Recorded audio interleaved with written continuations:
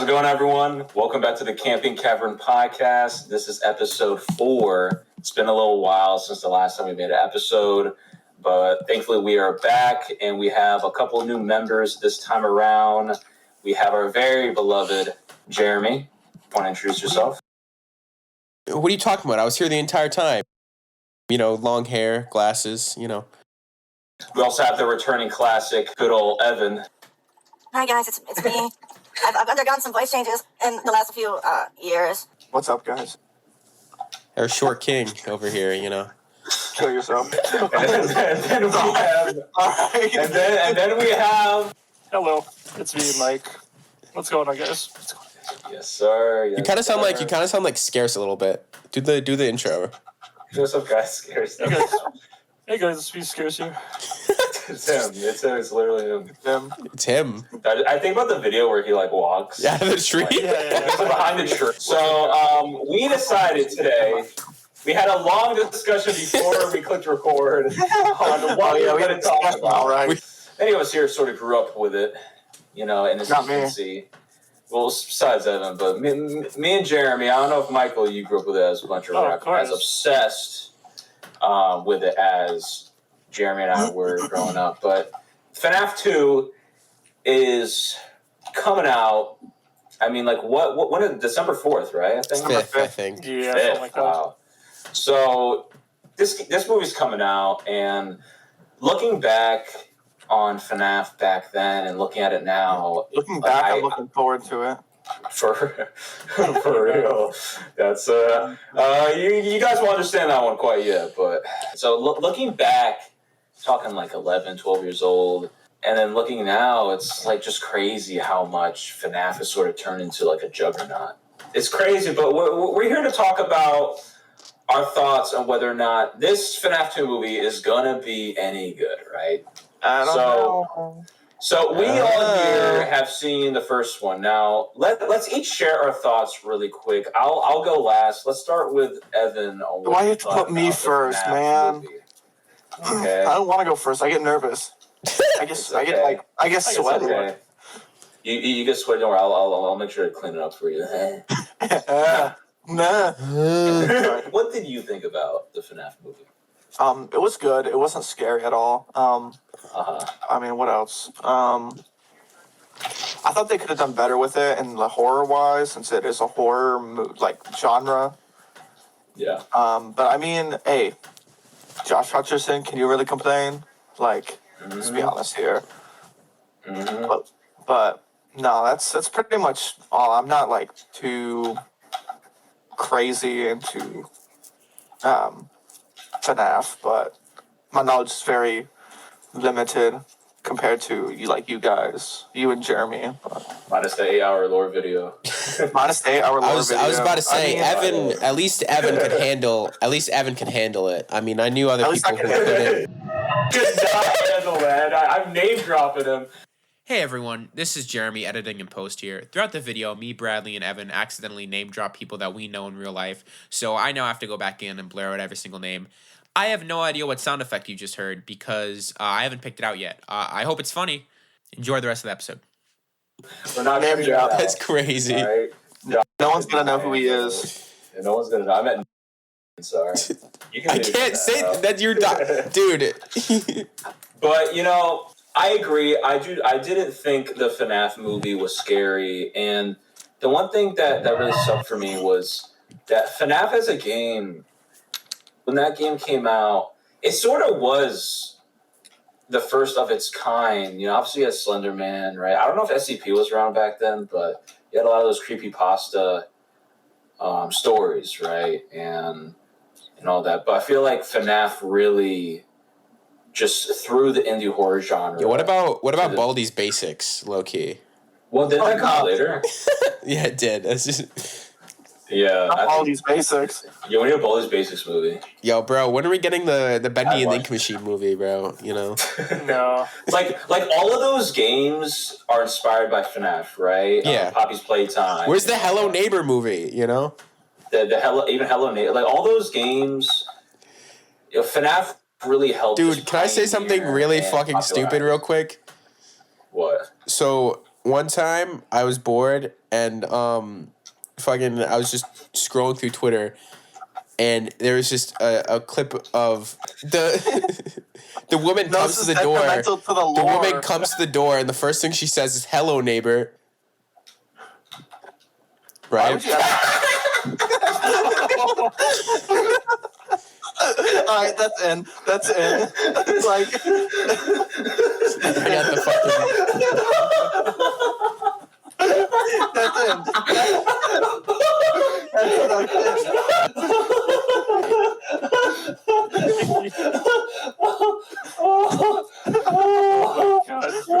Dude, that sound was deafening. Oh my god. Oh my god! Oh my god! I haven't heard silence that loud in a long time. Anyway, so okay, Michael. So what did you think about the FNaF movie? So I will have to agree, it was not really that scary at all. But Yeah. I thought it had a good soundtrack. I thought it had decent atmosphere. Yep. And it wasn't that great, but sometimes the first ones just don't hit that well. That is true, and I agree with the soundtrack. I remember the intro. I'm sorry. What is so funny? I'm sorry. We're past it. I'm We're past sorry. it. I past it now. I just replaying. Grow up. Grow up. I'm sorry. Oh my god. I agree. I do think the soundtrack. I'm sorry. Yeah. Compose yourself, bro. Okay. You guys keep on talking while I compose myself. Bro's composing himself. So yeah, I think that's like all I had to really say about it. I mean, I waited I 10 years think- for the I movie. think- I mean, I think they definitely got it down pat. I really like the how accurate the characters were. Yeah. I think the one thing for me that just bothered me was the lore. Just The lore, the yeah. lore. Just I feel I like like the reoccurring things of Balloon Boy. see. That's what he couldn't handle. But I do. I think Josh Hutcherson. I think the soundtrack was great. The Jim Henson Company. Jim Henson. That's what it's called. That's Who's the guy who does the Jim Muppet. He did the Muppets, and he also did Five Nights at Freddy's. Jim Henson Company. They did a great job. Oh. With Jim Henson's the Creatures, practical something, right? designs and the animatronics, right? They did excellent. I want to point out Chica and specifically Yeah. on how Evan, shut up, Yeah. Go on. shut Oh my up. God. How accurate she I want was. Toy Chica specifically. Toy Chica's gonna be even better. Are you kidding me? And Megan Fox playing Toy Chica, baddies playing baddies. Ooh, I mean, Yeah, but there's an issue I have with that. What? So, obviously, I know this is going to be kind of like a bit off the subject, but her recent voice acting roles, mentioning Mortal Kombat 1, dude. Yeah, I saw that. Wasn't she in another project recently? I don't know, actually. I just hope that her lines aren't as just dead sounding and bland as it was in Mortal Kombat, because that was shitty. she was in Mortal Kombat. That's right. I forgot about she that. Was? Yeah, I forgot about Yeah. that. Yeah, the performance was very flat. it was really bad. Actually, I think Toy Chica should have been played by Aquafina, Loki.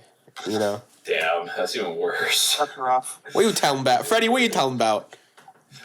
That's What are you talking about? Wow. The one thing, Jeremy, how about you? If you know, what you did know. you think about the movie? I thought it was absolutely fantastic seeing those characters on screen for the first time, and knowing that we're gonna, because you know that people are gonna be there opening night every time. So the fact that we're gonna get at least 5 movies out of this is crazy to think about. Yeah, At least 5. That's generous. that's 5 nights, dude. That's 5. I was about to say 5 nights. for each night. For real. For seeing it the first time, I saw it twice in theaters. I saw it opening night, and then I saw it with these guys here. And I do think seeing it opening night, I thought it was fairly good, but I did think there were some things about the movie that, unfortunately, I feel like it lacked a lot in. And that horror factor is definitely the main. Well, here's the problem. When Five Nights at Freddy's first came out, had the majority of the fans that are currently, the current fan base of Five Nights at Freddy's were still in their dad's ball sack when the first game came out, you know? That is true. So remember the kid came up to us in a Bonnie costume and goes, "Why aren't you guys dressed?" He came up to me and Bradley. He's like, "Why aren't you guys dressed?" Yeah. And I go, And then he we're gave like, me his pizza box. "Yeah, shit, I didn't know we." Evan wasn't there for that. But, No, I wasn't there for that bit. Yeah, so my kid. No, I asked him, "Hey, can I have your pizza box?" And he I goes, still have it. "Yeah," because they don't understand how valuable shit like that is, bro.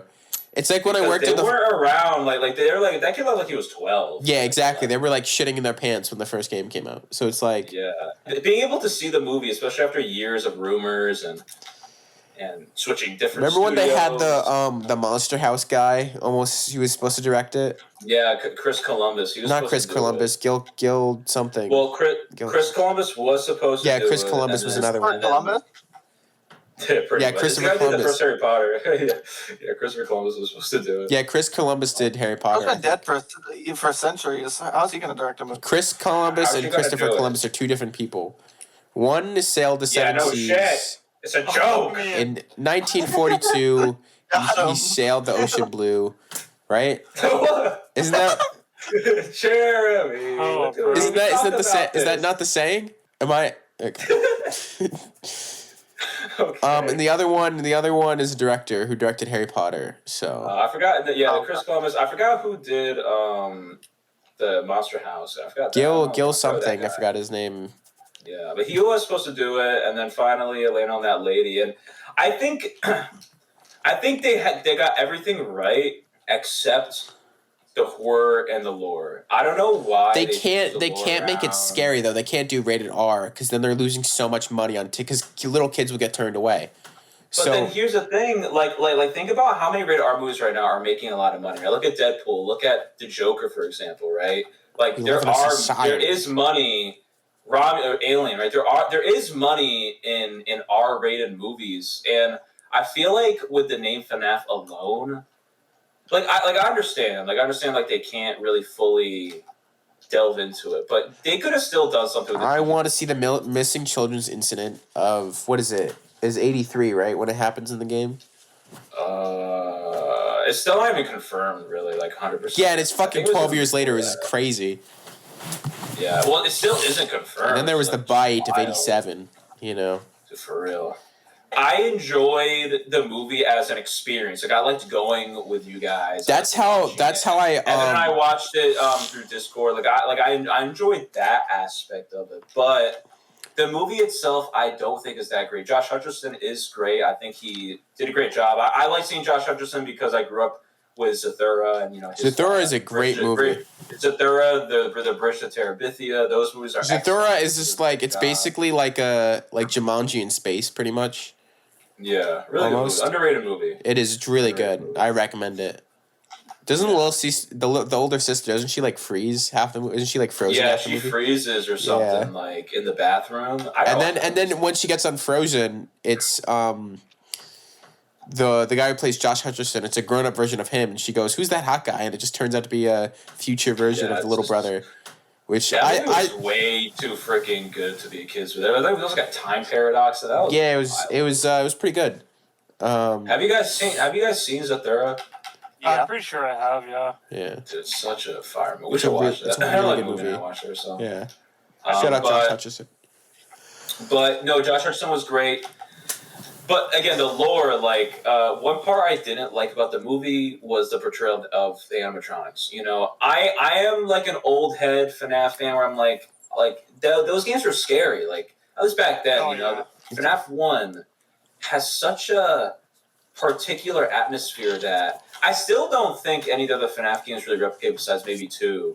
But there was such a raw atmosphere to the first FNaF game that, when going into the movie, I was hoping they would replicate, and they just didn't. They just didn't. And the reason why they didn't is because that horror factor isn't there, right? So how do you do that? You can't.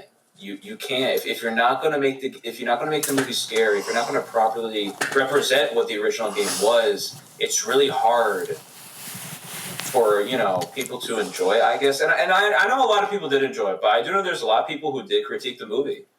who agree that the movie just wasn't really what it could have been. Similar to what Michael said. That he said, I know you're saying that how it could have been, So much better than what it was. Yeah. Which is unfortunate because, again, like I said, they got everything down. The animatronics, right? The pizzeria looked great. The cinematography and the lighting, was excellent. The acting was okay. Josh Hutcherson did good, but the chick who played the cop, there were a couple parts, couple lines that she delivered that I laughed at. The white girl jump scare. I was just gonna say. They should have just animated the old Gmod models and then put them in the movie. Yeah, for real. And have them running around. There's one. What's her name? Vanessa, right? There's one scene where they're in the parking lot, and she's like, "If you come back here, I'm gonna get my gun and shoot you." And that delivery was so funny, and I still think about that. I still think about that scene every once in a while. I'm like, that shit was so funny.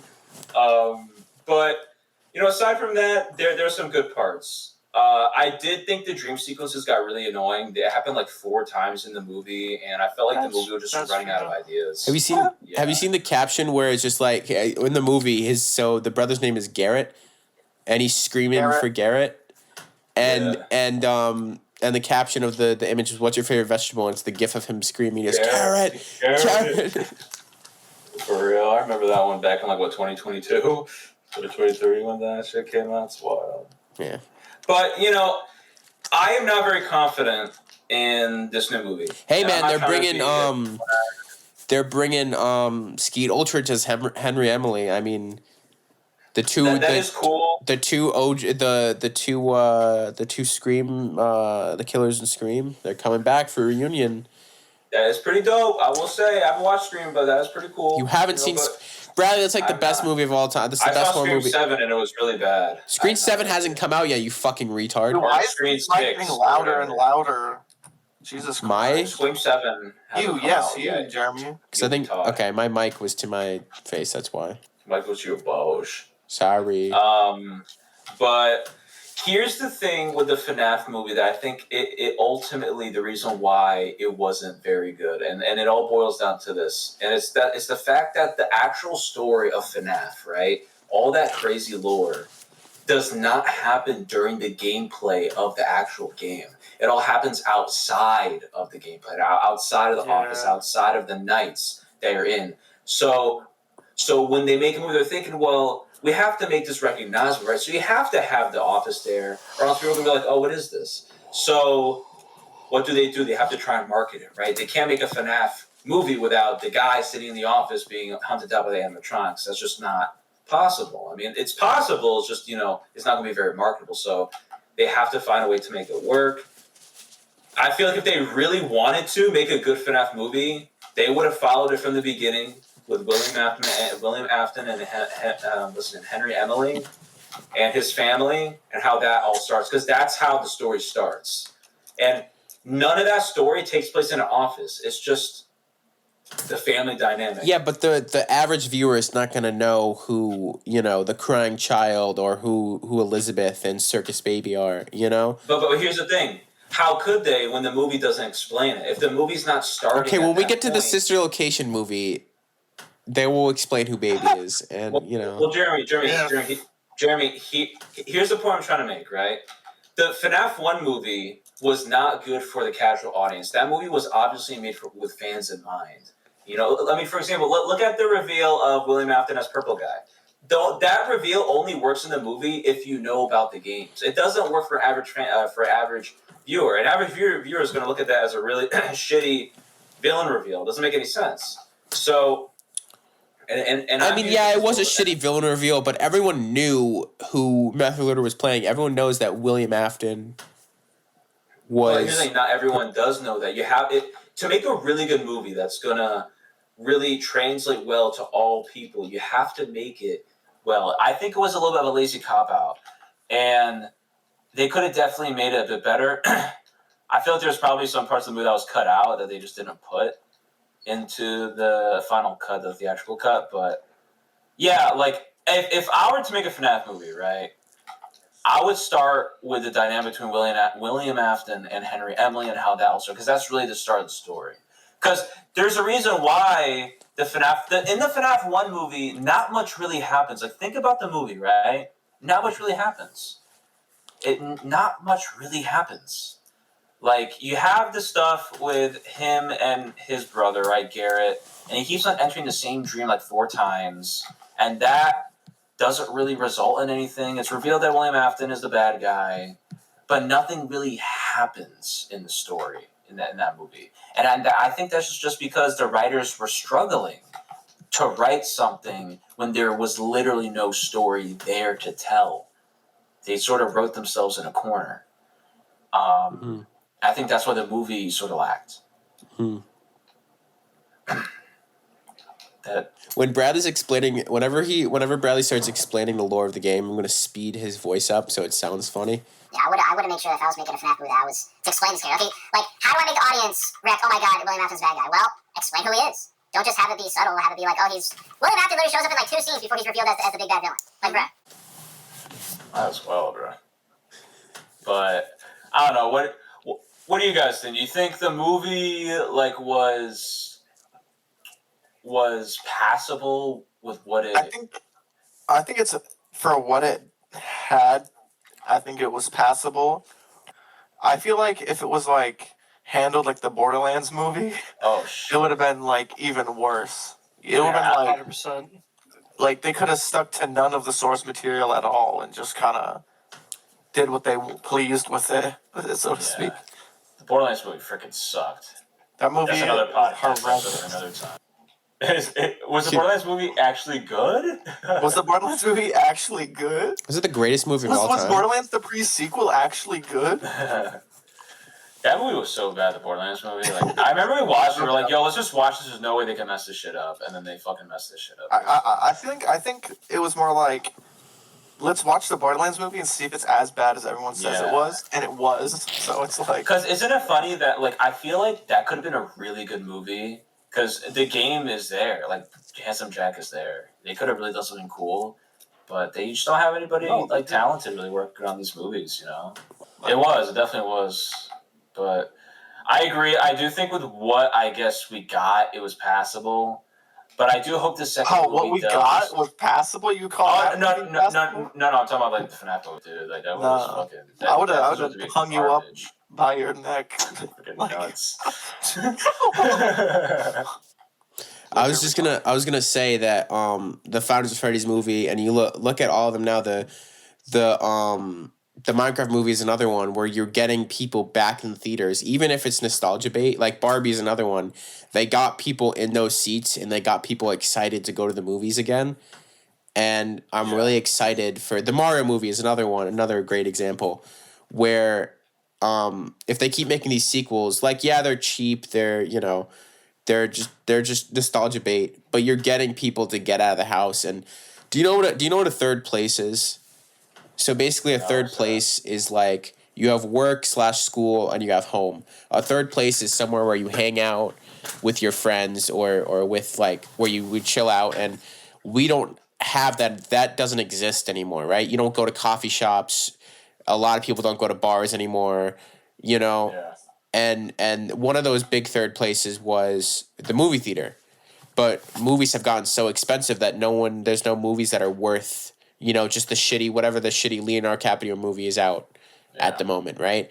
But if you have people excited and willing to spend their money on something, even if it's nostalgia bait, those theaters are packed. The Minecraft movie, dude, people were... the Minecraft movie might not have been amazing, but I think the experience was fantastic. It was fun. It's like I said, the experience of going to the FNaF movie was better than the movie itself. Listen. Right? The Minecraft movie will hold a special place in my heart. All right. I just remember I saw it twice, right? I saw it with and he was all in. He was throwing popcorn all over the place. He was with all the kids. He loved it. And then I saw it again. We love Michael. We have to get Michael on the pod on one of these episodes. Michael's already here. I'm sorry, not Michael. Sorry. Bro, get your facts straight. This is the last time I'm gonna warn you. But when I saw the Minecraft movie again, I saw it in an empty theater with And every time that fucking what's his name, Jason Momoa and Jack Black did something gay, cheering and clapping, and in like an empty theater, and that was much more of a better experience in the full theater because I thought that was so funny that. When I went to see the Minecraft movie, some dude said the hard R like 2 times. Wild. He was like the freaking Burger King crown dude.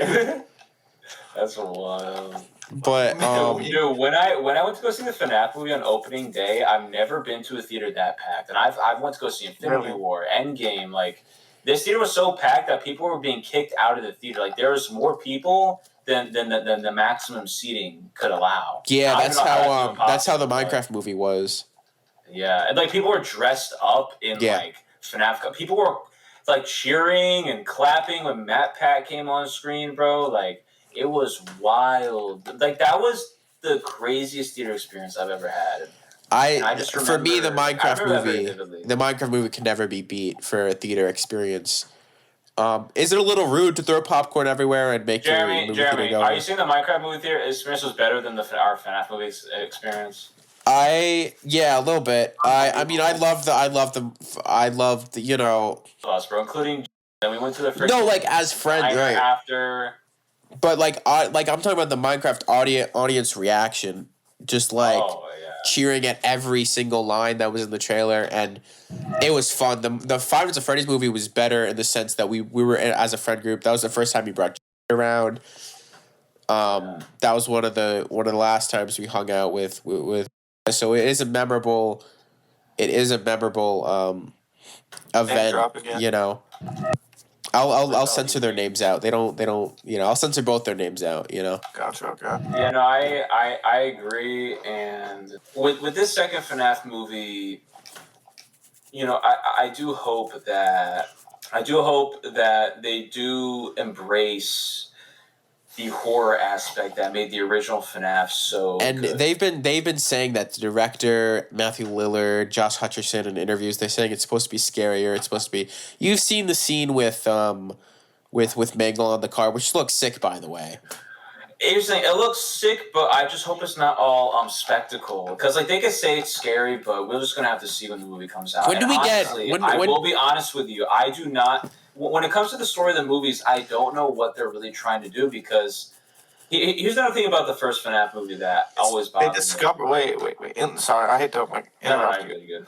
But like in the second one, in the trailers, isn't it like, oh my god, they're like, this hasn't been open for like 30, 40 years. That's in the third game, I think. Something like that. Jeremy be like pointing finger up, 30 years. But yeah, it's supposed to be something like that, where like they're going to like the original location that's also closed down, so it's almost like a retread of the original. But you know, sort of going off of what you're saying. Which was sort of what I was also going to say was that the first FNAF movie, the pizzeria's abandoned. Yeah. Right? He's the night guard at an abandoned pizzeria. Yet in the FNAF games, none of the pizzerias, like while you were a night guard there, none of them were abandoned. So I remember I watched the movie, I was like, oh, that's like an interesting choice because in the games they weren't abandoned at all. In FNAF 1, the pizzeria was abandoned, it was still in use. Same thing with all the other ones. So it did kind of confuse me why they went that route with the abandoned pizzeria.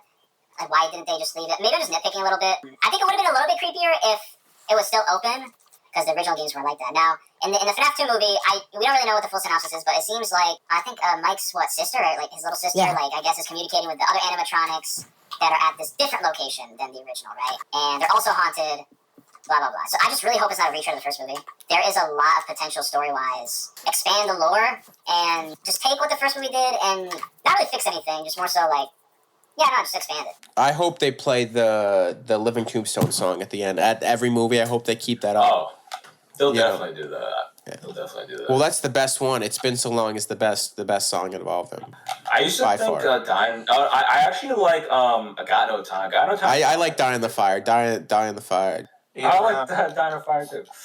But another thing about the FNAF movie that I did not like was Vanessa and how they made Vanessa his daughter. It made no sense. Daughter. I thought that was so stupid. Because ridiculously in the games, William Afton's daughter is the puppet, right? No, that's Henry's daughter. No, okay, hold on, Jeremy. Let me just correct you there before you even go on, okay? Because let me get this whole thing straight. One of the biggest parts of the lore, which again goes back to why I don't like why they changed the lore for the movie. It's like Scott wrote a worse version of the game, and I don't know why he made this decision. So basically, in the lore, William Afton has a daughter, right? And William Afton has a daughter, and he has 2 sons.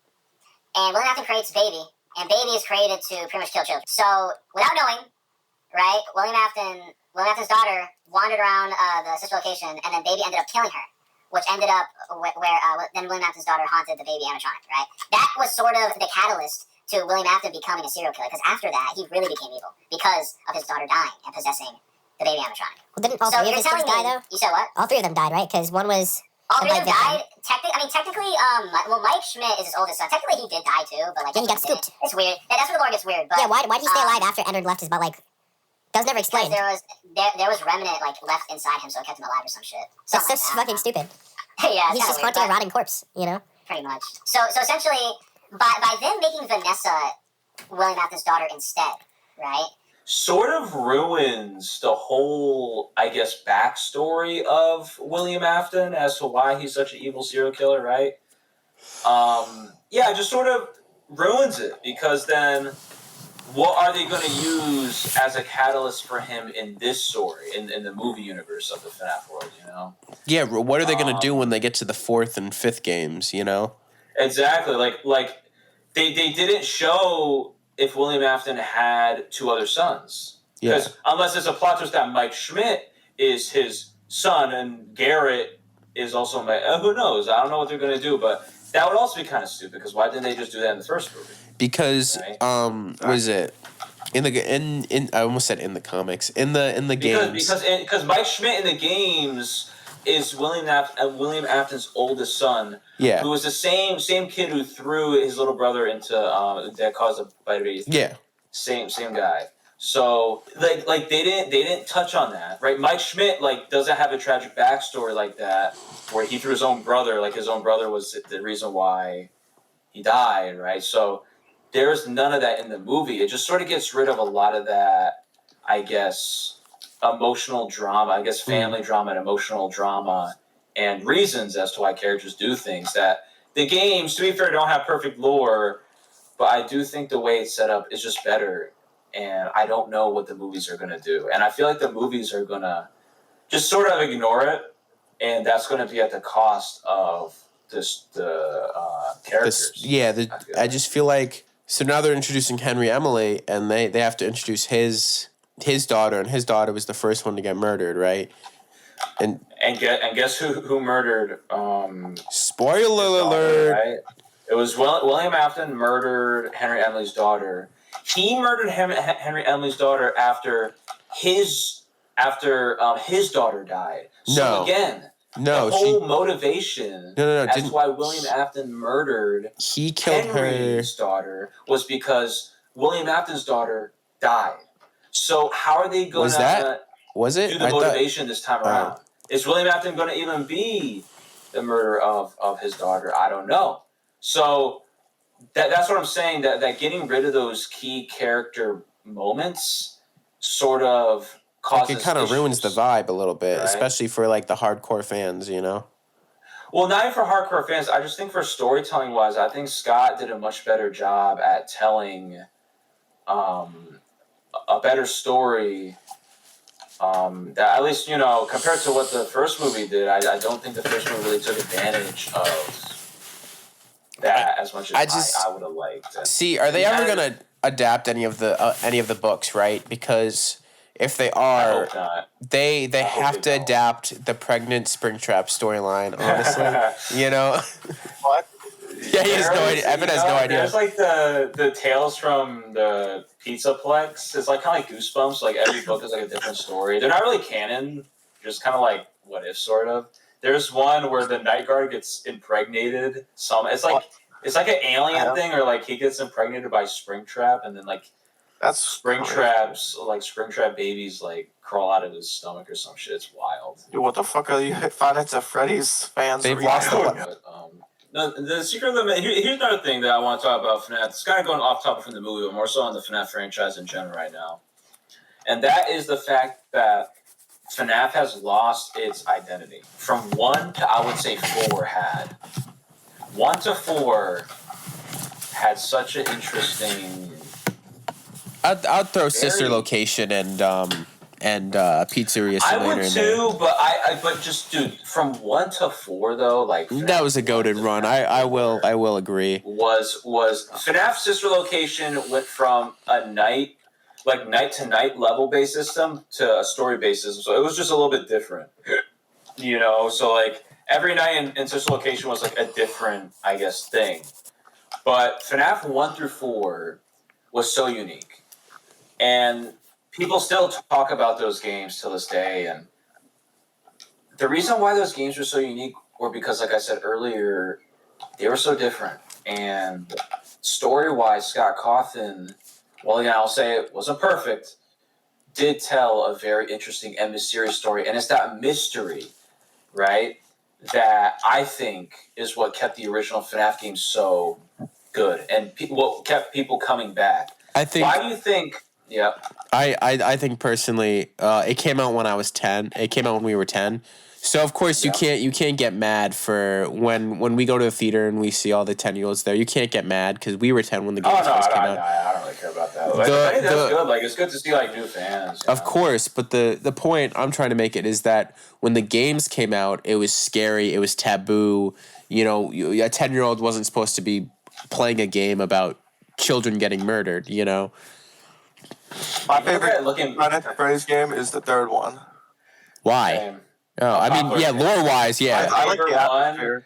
My favorite one is FNAF 3 for many reasons. Story-wise, it's sort of like the. It starts off of the series. It's like the whole game.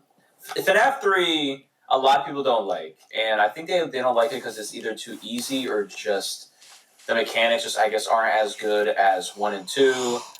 But I do have to say, Springtrap as a villain is one of the best. The art design, dude. The design of Springtrap to this day is one of my favorite designs of any horror villain character ever. I wholeheartedly agree. I love Springtrap's design, and they fucked it up. Why do you think it's in Dead by Daylight? Dude, they fucked it up in Pizzeria Simulator. I was so upset. I don't know why they do. They made it look so bad. Yeah, why do they do that? Apparently, there's a lore reason that's like apparently like a different suit, and there's like a reason why, but still, it's just kind of stupid. Me personally, my favorite is the second one. The second one's goated too. That's probably my second. Honestly, bro, the first game has such a unique vibe to it. It's hard to pick between the first. The first game has a certain vibe. The first two have a certain vibe. Definitely. The first and second one have the first two definitely have like a certain feel to it. It's like I said, when you were little, you're 10 years old and you're not supposed to be playing this. That's like when I was scared shitless, dude. Yeah. I remember playing that shit. Dude, I remember me and Bradley. So the games came out the first 4 came out within a year, and me and Bradley and Did they really all come out within a year? From August 2014 to July 2015, the first 4. Yeah. And I remember when the trailers for the second, third, and fourth games came out, it was me, Bradley, and our good buddy Mike Kill All. Mikey, we would sit there and we would analyze the trailers frame by frame. Yup. Mike Kill All. Yeah, Mike Kill All, of course, a classic. If you know. That's who we gotta get. That's who we gotta get in the podcast. We gotta get on here. We gotta, dude. Yeah, so on my 21st we went to the bar, and I guess Tuesdays was karaoke night, and I walk in and there's just fucking singing karaoke. Me and walk in and there's singing Kanye West, and then they bought me a drink, and then I'm like, yo, we got to get a picture before you leave. And then we get ready to leave, and we're like, where's Peter? And he was nowhere to be found, and I haven't seen him since. It's been so long. Yeah, it was me, you, bruh. Anyways. It's okay, I'll blurt out everyone's name, so every time we mention someone... It was a good chunk of us, and we were all into FNAF, and we'd all just sit down during study hall or recess and just dude, I used to draw the FNAF characters all the time. I was obsessed with FNAF, bro. Those early days of FNAF, man, nothing will top those early days of FNAF, okay? Before Jeremy said what he said, what I was trying to say is that mystery, right? The mystery of the original FNAF games, the uncertainty and that theorizing is what kept the community coming back. You know, it's not always good to over-explain something in storytelling. It's good to let, like, a mystery stay a mystery. Sometimes it's not good to over-explain lore. You know, there's, like, no reason to it. It's a part of what keeps things interesting, you know? The second FNAF started doing this stupid shit with, like, the security breach and making it meta, and then, like, the second they did that, it just sort of ruined it. It ruined it. It just sort of ruined the original intention that The charm. games, yeah, the charm of the games, and just that horror aspect. You know, it really did just sort of ruin it. It just wasn't the same. And the Secret of the Mimic is the same thing. They make a Poppy's Playtime clone essentially, and then they give it a FNAF name. And it's just frustrating to see. It's frustrating to see because FNAF used to be such a scary and just mysterious game. You know, there's none of this weird sci-fi shit and like, what's the thing I was talking about earlier where like remnant stuff where like there's none of that weird shit that was going on that we have now. Yeah, that's definitely where they lost me. Stuff, like there's none of that in the original FNAF, and that's what made the original FNAF run so interesting, and like you can argue that FNAF now is more popular than it's ever been. You can, and I think FNAF right now is the most popular that's ever been. But a lot of people, especially people who are our age, and probably a little bit younger, maybe a little bit older, do remember when FNAF really had. It just was different. It was different, and. Like I said, that theorizing, that guessing, like who did this? What does this mean? What is this little what's this little shadow in the corner, right? All of those things add up to people coming back to your game. You know, coming back and being interested in the game. I don't think FNAF, unless they try and bring it back, maybe with the movie, I think that they're just missing that. They're missing that original charm that the game had, and I feel like it's losing its identity because of that. I think that's what made FNAF really what it was back then, was how little he gave you to go on, like based on the next game or what was going to come next, or you know what the story was about, and he let it the freedom of the storytelling up to like the minds of the players, pretty much. Yeah, I always really liked Exactly. the theorizing in those early few years. Up until Dude, the theorizing was just nothing was like it, bro. Like there hasn't been a game like that since where there's been a community like that where careers have been made. You see, look at the red carpet for the movie I think it was last night, where you see Dawko and all those guys that made careers out of this one video game. This one video game franchise. Listen, I understand Markiplier was around before FNAF, but let's be honest, FNAF cemented it. But just go back to what Evan was saying a little earlier about leaving it up to the fans, right? Why do you think franchises like Star Wars became so popular, right? Because George Lucas knew that when making that first movie, there was a lot of things that he didn't want to tell the audience. A lot of different creatures, a lot of different little symbols in the background, lines of dialogue, like Obi-Wan mentioned the Clone Wars, right? It was just like an offhand thing. It's like who shot first, like. And then look what happened. People kept on coming back, right? Yeah. In that case, over-explaining the lore worked because the game was sort of built on that. And with FNAF, that method works, keeping things mysterious, but also planting seeds. But I think what FNAF did is that they made it into a joke, which they literally did in Security Breach. Would you consider it the killing joke, Brad? Evan, I'm cutting that one out. That was bad. No, you're keeping that one in, you bitch ass. We're keeping that shit in, man. No, for real. Like, when, what was the VR game called? Help Wanted, right? Help Wanted. That was good, because it was just retelling of the first games. Lore-wise, it follows what Security Breach ended up adapting. In the beginning of Help Wanted, it is stated that all the events of the games are not real, essentially, and that it's just like a retelling is like a parody in game, in universe of, I guess, true events, which to me defeats like stupid. the whole thing of it. Exactly, it's The whole stupid. It's charm just again. yeah. And then since those games are canon, right? That was the first FNAF game that was given to Steel Wolf, and all the Steel Wolf, like since Steel Wolf has taken over the mantle of the FNAF games, excluding the 2D one that came out I think last year. Oh, the Into the Pit, yeah. That one was pretty alright, but then again, Into the Pit was sort of like another like that game is non-canon, but. Which one? Yeah, because it's based on the books, I think. Yeah. It's based on the book, and the books aren't necessarily canon. It's just like a what if. But the game was pretty interesting. It's just not canon. But the Help Wanted sort of established that whole idea of like, oh, all the previous games are not they're not, I guess, real. It's just stupid. I don't even know. It's so dumb. I don't really know how to properly explain it. I just think. Oh, sorry. Yeah. No, I just think that Help Wanted should have been the first 6 games just as a collection in VR instead of, adding any lore to it. I think Help Wanted should have just been, a menu screen and you could replay 1 through Pizzeria Simulator and relive them in VR, That's what it should have been. Yeah, speaking of Pizzeria Simulator, that to me is the ending of the FNAF. That is the greatest ending monologue of anything I've ever. It was a great ending. It killed. It didn't kill off Springtrap because he's back in fucking Security Breach.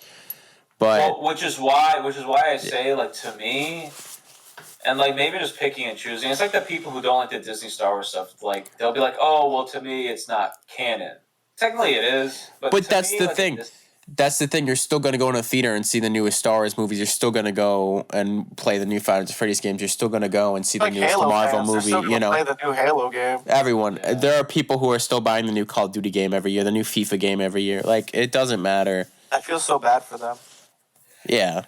Yeah. See, like with what was I saying? With Pizzeria Simulator, to me, that should have been the ending of the series. And Pizzeria Simulator was such a cool, definitive ending to a story that was being told throughout many, many years, and given little drops of lore here and there. So, and I agree. Like the monologue at the end was perfect, and just all of that. Because it was perfect. It was wraps excellent. everything up. I wrote a whole Steam review about why I thought Pizzeria Simulator was the definitive ending of FNAF. But since Pizzeria Simulator, they've expanded on the lore, and I just think since Pizzeria Simulator, they've got all weird and science fiction-y to explain the lore, and there's no more mystery, dude. There's no more mystery. There's no more theorizing because all the answers are already there, and that's why it's boring to me. It's just... At the end of Pizzeria Simulator, it kills everyone off. It kills off Springtrap. It kills... Spoiler, by the way, but I'm sure, everyone has... This is almost a 10-year-old game at this point. But it kills off William Afton. It kills off Baby. I don't know who was possessed... who Molten Freddy was possessed by or entered or... At the ancestor location, all the Funtime animatronics scoop out Mike Schmidt, and then they enter his humanoid body. And then during that mini game where he gets all he slowly begins to decay, everyone memes on that. Or, he's walking into town. And why is my neighbor purple? He progressively gets purple and more and more purple. So apparently, when they left his body and they went into the sewer, those were all of the Funtime animatronics gooped into one, and then they turned into Molten Freddy. I mean, all the other kids all died in FNAF 3. If you get the good ending in FNAF 3, you set their souls free. The only loose end that was there was an Ultimate Custom Night, which is canon with Golden Freddy, and the theory that Ultimate Custom Night is just William Golden Afton's Freddy personal hell. William, Ultimate Custom Night is William Afton's personal hell that Golden Freddy made, the soul of Gold, the child that's possessing Golden Freddy made, and it's pretty much confirmed that is what it is, and it sort of just left things open. But then again, that's what makes those original games so good, is that there's always like a little thing that's unanswered that people can keep on talking about, keep on coming back to, you know. But unfortunately, they haven't really done a great job with that in these recent years. Like, I don't hate. No, sorry, what were you saying? I just coughed. Oh. I was gonna say that I did like Secret of the Mimic, but I didn't like the gameplay because, like you said, it's a copy of Poppy's Playtime. I like the lore that it adds. You know, The lore implications are cool, and I do like the idea of like, oh, like what company made the animatronics? Like, that's cool. That's something that like I would have wrote being a young kid, like as like a fan, like I don't know, like a fan fiction, just me writing like something like that. So it's cool to see that. But the whole ending, I'm not going to spoil the ending, but this is just another, you know, you already know that William Afton is a bad person. And what? Really? But it's just another. How could you spoil this for me? I don't know if we can be friends anymore. What the heck, But it just proves that he's an even worse person. I don't know much about it, so don't spoil it. No. But that's what I heard. I like the new characters that they added. Edwin, he made the Mimic. I mean, you know. It was difficult for him to put the pieces together. Well, I mean, if you listen to the song in the you know, you have the whole, you know, David, you know, he gets hit by a car, you know. I like the idea. I like the concept. Like, for example, I thought Security Breach was a cool concept, but I just don't think the execution was that great. Secret of the Mimic is definitely an improvement over Security Breach tenfold. I think not only is the story better, I think it does expand on the lore in a couple interesting ways. I just think that first boss battle with the Jack in the Box, what is the character's name? Chasing through the vents. Isn't that a 1-for-1 recreation of Poppy's Playtime? It's literally Poppy's Playtime. Yeah. It's literally. And that's another thing. Don't you miss when the animatronics were lurking in the shadows and you never saw them move? Like, don't you miss that when like you didn't know where they were? You know, just not. Yeah, I guess a little bit. Was. They're trying to make it into this big grand video game series. They're trying to make it AAA when it started off as an indie game. You know, I don't even know if that's really it though, because It's I not- feel like they're trying not to. I don't know if it's because they're trying to appeal to a broader audience or just like they're just losing what made the game so really good popular. in the first place. You know.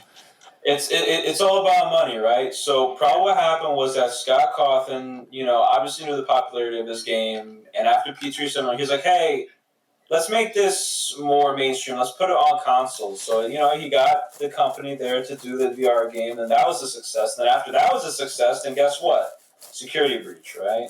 That was also a success too. So it's really just about money, you know. That if they stop making FNaF games and they stop making money, that's really what the bottom line is when it comes to a lot of these things. Is just, you know, the financial opportunity that's there. Same thing with the movie. They're making a movie. Why? Because FNaF is profitable. There's a huge fan base. You know, why do you think they're making a sequel to the first one, even though the first one isn't that great? The first one that didn't get good reviews, yet they're still making it. Why? Because they made a lot of money. So, Yep. and they just, like I said, they should have just ended it at and the fact that the movies are also refusing to follow the original games just also further pisses me off. They're leaning more into the newer lore than they are the older lore, which to me is frustrating. Because why pick something that's just objectively worse than the older Money. stuff? Money, right? Well, if we have the movie tie in with the new game coming out, then we can sell more copies of the game and sell more tickets to the movie. So, guys, let's just do that. Let's not actually cater to the original fans. Let's cater to the 12-year-olds that grew up with, you know, the newer games. That's the thing. They make these newer games, and this newest one is a prequel, right? But where was this character of the Mimic when the original games were taking place? Like, you can't introduce a major character and it's just too much, bro. and It's just too much shit. it be a prequel, because where has this character been this entire time? You know, I'd love to see an origin of, like I said, I'd love to see an origin of the puppet or the mediocre melodies. I'd love to see an origin of, you know, Fred Bear's Family Diner, like original, you know, they haven't made that. Supposedly. They started coming in when they made like 1,000 animatronics. Yeah. FNAF 1 had 4 animatronics, and I don't count Golden Freddy because Golden Freddy, technically, I guess, I'll count Golden Freddy. They had 5 animatronics, and those were the iconic animatronics. FNAF 2 had the same animatronics, except you had 2 different variants of them. The toys, and then the Withered, and then you can also count Balloon Boy in there. And FNAF 3, you had 1 animatronic, right? Which was a very pivotal lore character, Springtrap, and then the Phantoms. And then FNAF 4 had, again, the same OG crew of animatronics, but just a different variant. That started to change with Sister Location, where they started adding more animatronics. On Sister Location, it wasn't that much of a big deal, right? Because the roster for animatronics wasn't that big. Like, the characters were not, like, a huge roster of all these different, like, characters, you know? It wasn't until, probably until Pizzeria Simulator. But in Pizzeria Simulator, it wasn't, like, insecurity breach, bro. They just start to hone down on, like, oh, here's all these different characters, by the way. How about we take this cat? How about we don't have Chica, right? No, sorry, not Chica. How about we don't have Bonnie in Security Breach, but we replace it with a new character? And then we have like 3, 4, or 5 other new characters that are in the game. It just started to bloat the lore a bit. You guys can say if I'm nitpicking, convoluted. In the lore, the alligator murders Bonnie, I'm pretty sure. Yeah, right? Like, the freaking robots, bro. Yeah, I mean... Like, they're freaking robots. Like, the whole thing with FNAF is that the animatronics are possessed by souls of children. Are the animatronics from Security Breach even possessed? Like, I don't even know what's going on. No, he's a good guy, right? It started so simple with the first game and the second and the third game, right? And the fourth game started to get more, like, I guess, dreamlike with it, but the concept was still there. It wasn't until, like, this new shit where everything just got confusing. I was like, oh, wait, so I guess there's something called Remnant that is the reason why it's like a technology or a goo that makes the souls of the children attached to animatronics. It just got stupid. It just got really stupid. That's one of the only things I liked about Security Breach is that they made Freddy the protagonist, like the sidekick of the main character. And I really liked Rockstar Freddy as a character. Just the rest of the game was so shitty. Like, I liked Rockstar Freddy, you know. I really freaking like evil, bro. I don't know, they were just bugged out. No, I like to be the good guy. I do think that, again, the concept. I mean, literally, Security Breach is sort of like in the game itself is just ironic. It's like, look at it, right? Security Breach, a giant megaplex of these characters, super capitalistic advertising, right? Isn't it ironic that that's literally what they turned FNAF into? It's like writing on the walls right there. And I know that's definitely not their intention, but that's just sort of. I think it's like poetry rhymes, bro. This is right there. I think the downfall of 5 Nights at Freddy's was, like, yeah, you originally had the first set of merchandise with the plushies and the action figures. But then when you go into fucking, you know, you go into Five Below and there's a whole area where you see a mask of, like, the original 4 characters getting, like, real-life versions of the masks in the 4th game, that's fine. But when you start seeing plushies of, like, Phantom, Chica, Nightmare, Balloon Boy, like, there's no reason to have merchandise. I think going back to the trailer, and it's like you said, they're taking, like, little bits and pieces of the game and the lore and mushing it together to make a movie. And which honestly, I don't think has really resulted in that much of a success. Like, I still don't think the first movie was that great, and I think the big reason why the first movie wasn't that great was because it wasn't utilizing the sort of mystery plot that the original games had. I will say, like, when looking at the trailer, I really like Mangle on the car. I can't wait to watch that. I'm excited for that. And there's a scene in the trailer where she does open a box, which we all know, you know. That was never answered. The whole thing in the box. Like, that's so random. They pulled that from Five Nights at Freddy's 4. Who knows what significant it's gonna be in the. Yeah. Mm-hmm. Just imagine we get, like, the lore completely wrong and this goes viral on YouTube and everyone's like, actually, you know. But here's the thing: we're not wrong because that's just how it's been. Like that is just the lore right now. The lore of FNAF. It's just crazy. We're used to it being shit, bro.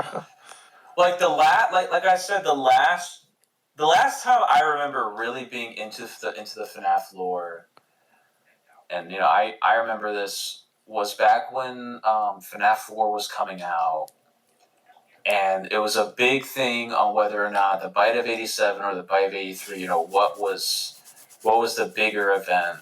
And I just remember that, and this was so long ago now, and I know a lot has happened since then in terms of the lore. But it is the Bite of 87 because Markiplier said so. So, you know. Yeah, pretty much. And since then, you've had a lot of different FNAF stuff come out, right? Since FNAF 4, you had Sister Location. And I remember not really being that interested in Sister Location because I didn't necessarily feel like it pushed the lore forward. There were a couple things about Sister Location I did like the reveal that 4 was just like a test. Like, it was like the whole entire bedroom was like a test that William Afton had done. Like, that was a cool lore reveal.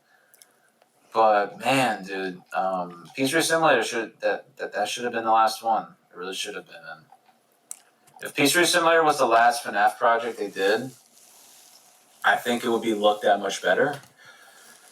Or you can just consider Security Breach not really canon. And in a way, they're not canon to the games. If they really want to go that meta route and say that the games aren't canon, I guess like in universe.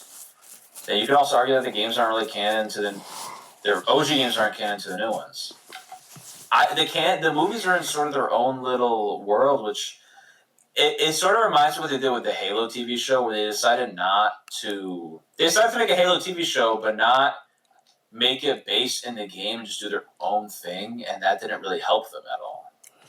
It's just there's like so many, as I was saying, there's so many unanswered stuff from the first 4 games. But the movies just ended up being just taking characters and big plot points from the first 4 games and just mashing it all together. And it works a little bit. I like a lot of the first game. I like, him. I like how he goes and visits the animatronics, and the animatronics are inherently. Like, the whole plot of the game is that the animatronics love children but hate security guards, and you see that with the little sister, how they adore the little sister but hate Mike because the security guard is who killed the kids, and of course they're going to be friendly to other kids. Jeremy, you're gonna hate me. What? Jeremy, you're really gonna hate me, okay? What? And I don't mean to be negative or be a Debbie Downer, okay? But I absolutely hated that. You hated I hated that. I hated that in the movie where they were like all friendly and cuddly. I hated that shit because totally gets rid of the very thing that made the original FNAF movie so scary. You're literally doing the opposite of what the games did. In the games, they were supposed to be these like almost mindless beings that were possessed by these evil spirits of children or whatever. But that's the whole that's been there since the first. But then if it's been there since the first game, right? Then it's like, why doesn't the movie follow that? Since the second game, they said in the game, in the phone calls, he's like they something along the lines of like, oh, they hate security guards, but they're okay with children. Okay, that's always been a thing. Why did Baby kill William Afton's daughter then, if they love children so much? Because she wasn't possessed yet. The possessed robots love kids. No. You could argue that the original animatronics weren't possessed yet either. Ingle wasn't possessed, yet she still killed one of the night guards, right? No, they were possessed because they used parts of the old animatronics, right? Yeah, they made that up after they realized that it was stupid. Okay? After. Alright? No, I think the animatronics in the movie were not threatening. And when they made them all cuddly and cute, I remember sitting in the theater and I was like, what the fuck, dude? Like is this the route we're going right now with this story? And I understand what you're saying, like, oh, they're like souls of children and whatnot, but the games did not ever show them like that. They didn't. But it was mentioned that they respect other kids, but they don't like. I don't remember anything about them saying how they respect kids. Yeah, they have the toy animatronics have the criminal records, the scanners. But here's the thing. You're talking about the toy animatronics. You mentioned Mango, and I'm telling you why Mango attacked the security guard and not the kids. This all goes back to FNAF 1. The original animatronics. They don't have that. Okay? So, to me, I just thought it was a little stupid. I thought it was stupid. I didn't like that. I I still thought, and there's a lot of people who did not like that segment of the movie. I know I'm not the only one. Well, when they built the There's fort. a lot. Yeah, I thought that was really dumb. Yeah, And I don't know why they did it has nothing that to do with either. like, oh, it's corny. What it has to do with that, it's like if they took, who's the guy from the Nightmare on Elm Street? Freddy Krueger? Freddy Krueger. In lore, Freddy Krueger is, I guess, like He's a was child alive murderer. in a house because he was hanging around kids too much or something like that. I don't know if he was like a pedophile in the movie or Well, in the whatever, remake, but- they made him a pedophile. But in the original, But I think, you know. yeah, it was different. It's like making Freddy Krueger like a sympathetic villain. It sort of just gets rid of like the whole entire like, oh, this guy's just evil. You know, it's the same reason why the Rings of Power Lord of the Rings show flopped, because they try making Sauron this sympathetic villain so people can feel bad about him. When the whole point of him being a villain is that he's just fucking evil. Sometimes you don't have to explain. Sometimes you just don't have to be evil, low-key, you know? No, I'm being dead ass. Okay, if William Afton's evil, right? Just make them evil. Make it how they were shown in the game. If you're going to present something a certain way, why present it opposite in another adaptation? It doesn't make any sense. It's like the whole thing. It's like, don't show a gun if you're not going to use it later on in the story. Yeah, I mean, it's like don't show them being evil and trying to kill you, right? And them being obviously a danger towards children, right? When in the movie you're going to make it as if they're all friendly. Because you're saying how like, oh, they made it apparent that like they like kids, I guess. No, they didn't. The games never did that. What the games did say was that they were souls possessed by children. But because they didn't know, you said what? huh? I was talking to you. I wasn't talking to. I'm talking to myself, actually. What's it? I have schizophrenia. Evan's going crazy. It's going crazy. But yeah, so like that whole idea to I have me. baddies in my head, Jeremy. Bro's on to Toy Chica. I'm talking to Toy Chica. I'm talking to I'm talking Roxanne, to Toy Chica, and Mango. No. Mango, I'm what? talking to Baby, bro. Bro, that's crazy. Bro, Bro's and you're talking to- making these jokes against Bro's talking to me? Laura. Belora, dude. Bro. But yeah, bro. So like that whole idea, to me, like that scene, I felt just kind of killed me on the inside when I watched that. It just made me feel Was like it killing you slow? Oh, yeah, was it killing you slow? Slow. It was literally killing me slow, bro. And there was no point at all in the original games where it is mentioned that the animatronics will not attack kids. It is not mentioned at any point in the game. It is also very vague in the games if the animatronics only target night guards. That's also very vague. That's not fully fleshed out in the games. And I still don't think it's fully fleshed out in the newer games either. So that's not a valid, I guess, reason as to why they made the animatronics like that. Yeah, The only reason why they made the animatronics like that was because why? Because the movie's not targeted to people who like horror. It's targeted towards kids. That's why. That's why they made them like that. Just as simple as that, really. Yeah, I never realized that either. Why Rockstar Freddy was good and the rest of them were against you. Yeah, Rockstar Freddy and I mean Glamrock Freddy, sorry. I'm sorry, no. What did Anakin say in that one part? You're either with me or you're against me, or some shit like that. For real. It's like That's exactly what you guys are talking. Yeah. Because like I'm getting passionate about it because genuinely, yeah, dude. Like if I That shit were was to in my ball sack when I was 10 years old. for real. R.I.P. Michael. He does that. R.I.P. my ball sack. But it's Drastic. just, to me, I thought it was just such a weak, just a weak representation of these iconic horror figures, making them all cuddly and cute. Yeah, I feel like fucking obviously the movie stupid. could be better. Anything you could make Fucking anything better. stupid, dude. It Yeah. is fucking stupid. I mean, you I can have make to- anything better, but when there's already a better example there and you still choose to make it worse, it's like, what are we doing? You know? yeah, like, Again, what are you doing here? it's like, again, the Halo TV show.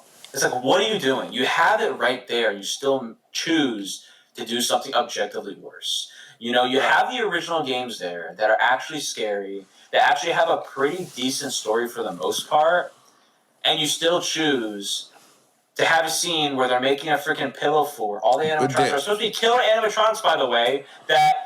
Also, Jeremy, in the FNAF 1, it's very clear that after they kill you, they stuff your dead body inside of an empty suit. Okay? None of that is in the movie. Okay? Instead, it is portrayed that the real, I guess, person behind it all is William Afton controlling them, right? Now, you can argue that that is true. But yet again, in the game, it's never really explained. And I feel like that's how it should have been. The movie should just kept a lot of that stuff in the air, just like the games. They really should have done that. They should not be saying, oh, well, William Afton can control them, make them evil, and, you know, like what they did in the movie. It was just stupid. It's stupid. I just think I can't believe they deleted the scene of Josh Hutcherson and Matthew Lillard making out. That was the best part, and they should add it to the director's cut. Honestly, you know. I love this. I love this like real critique. You know. I love it. I love this bouncing back and forth off of my ideas and my Don't you mean thoughts. bouncing up and down? I love this. I love that. I love this critical thinking right now. I love off of what I. Dude, What I was ChatGPT would be proud, bro. for real. ChatGPT. But yeah, it's not that like I love FNAF, you know, and I did grow up with it, but this is a problem with a lot of movies and a lot of film when they readapt something, they just choose to not really do it in a good way. And I had mentioned Lord of the Rings earlier because that's exactly what they did in the Rings of Power show. They made Sauron a sympathetic villain, which is so fucking stupid, bro. You take one of the most iconic villains, right?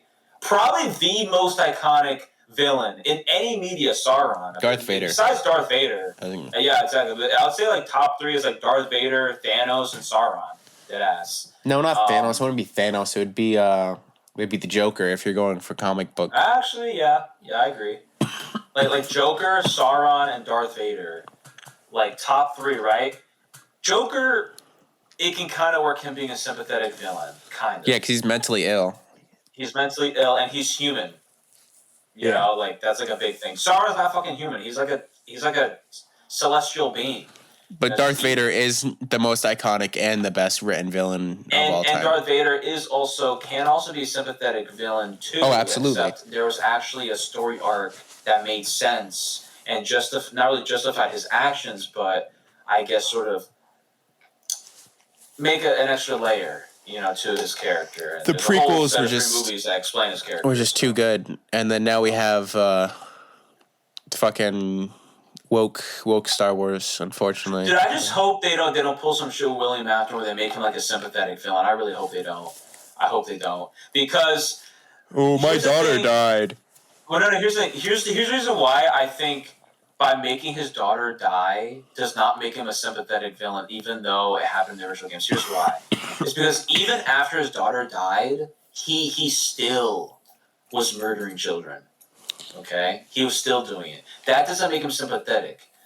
That just shows the viewer that he's just evil.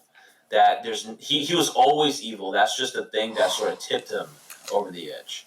So I really hope that the FNAF 2 movie expands on William Afton because William Afton is the most important character in the entirety of the FNAF lore. He is. Okay? He is the catalyst for literally everything happening in the story. All right? It's not Edwin. It's not Henry. You said what? I said, now my question is, we could be going all night with this. For real, bro. I think that... Wait, but what did you say? You like cut off when you said that. You said in that next. I said I think we can go all night with this. No. I mean before. You said something before that. No, that was it. That was what I wanted to You say. said not my. It is. You said what did you say to that? I said we can go all night with this. This is literally all I said. You're rage baiting me. Maybe Don't ever do it again, or else I'm gonna blow you out. I'll fucking kill you. Don't ever do that again, else I'll fucking kill you. Bro, don't do that. We can literally go all night about this. Me and but Bradley yeah, have guys, talked about this for hours. I mean, So I think the FNAF 2 movie, right now, I don't really know. I think it's probably going to be like the same as the FNAF 1 movie. I don't think it's not going to really be much better. I'm actually kind of leaning towards the fence that it might be a little bit worse, but who knows? I could be completely wrong. see, Maybe if you look at the trailer, the scene of Mangle on top of the car, I can't wait to see that. That looks really cool. But then you have the part with Toy Freddy's in public, and I don't really like that. And I don't know, like I'm just wondering what the context is of that, because I just can't help but feel like whatever the context is, it has to be stupid. Because again, it kind of gets rid of that mystery of like, oh, the animatronics are just lurking in the dark, but now Toy Freddy's walking around in public. What the fuck? It's like I don't know what's going on. But the scene of Mangle on top of the car, that is ripped straight out of Secret of the Mimic. Yeah, bro. Like that.